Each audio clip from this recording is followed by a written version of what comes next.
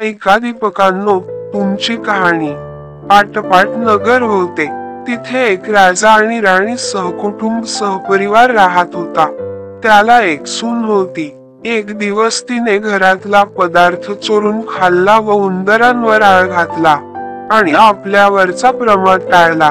इकडे उंदराने विचार केला की हा आपल्यावर उगाच आळ आला आहे, तेव्हा आपण हिचा सूड घ्यावा, म्हणून सर्वांनी विचार केला. रात्री तिची चोळी पाहुण्यांच्या अंथरुणात नेऊन टाकली. दुसऱ्या दिवशी सुनेची फजिती झाली. सासू व दिरांनी तिची निंदा केली. तिला घरातून घालवून दिली. रोज दिवे घासावे, तेलवात करावी, दिवे स्वतः लावावेत, खडीसाखरेने त्यांच्या ज्योती साराव्या, हा तिचा रोजचा नित्य नेम असे. दिव्याच्या अवसेच्या दिवशी त्यांची चांगली पूजा करावी व चांगला नैवेद्य दाखवावा, हेही ती करायची. मात्र ती घरातून गेल्यावर हे सर्व काही बंद पडले. पुढे काही दिवसांनी अमावस्या आली. त्या दिवशी दिव्याची अवस होती. राजा शिकारीहून परत येताना एका मोठ्या झाडाखाली विसावा घेण्यासाठी थांबला. तेव्हा त्याला एक चमत्कार दिसला. आपल्या गावातले सर्व दिवे अदृश्य रूपाने झाडावर येऊन बसले आहेत व त्यांची कोणाच्या घरी जेवावयास काय केले आहे व पूजा कशी मिळाली वगैरे आपसांत एकमेकांशी चौकशी चालली होती. सर्व दिव्यांनी आपापल्या घरची घडलेली हकीकत सांगितली. शेवटी राजाच्या घरचा दिवा आपली हकीकत सांगू लागला. बाबांनो, काय सांगू, मी या गावच्या राजाच्या घरचा दिवा.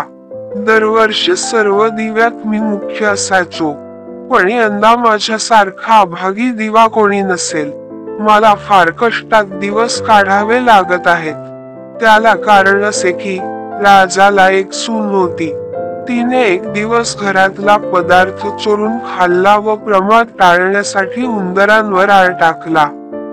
इकडे उंदरांनी विचार केला की आपल्यावर हा खोटा आळ घातला आहे, तेव्हा हिचा सूड घ्यावा, म्हणून त्यांनी रात्री तिची चोळी पाहुण्यांच्या अंथरुणात नेऊन टाकली.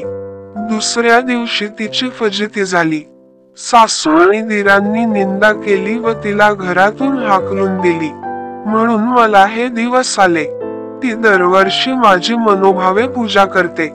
ती जिथे असेल तेथे खुशाल असो, असं म्हणून त्यांनी तिला आशीर्वाद दिला. हा सर्व प्रकार राजाने स्वतः ऐकला.